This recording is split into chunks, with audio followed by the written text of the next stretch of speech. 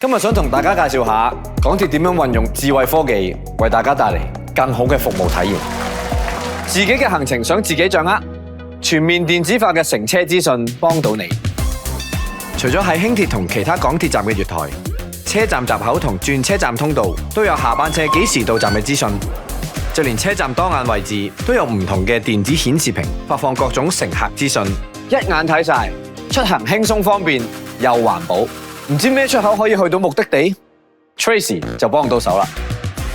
虛擬服務大使 Tracy 透過人工智能，唔識路或者要規劃行程，佢都即時幫到你。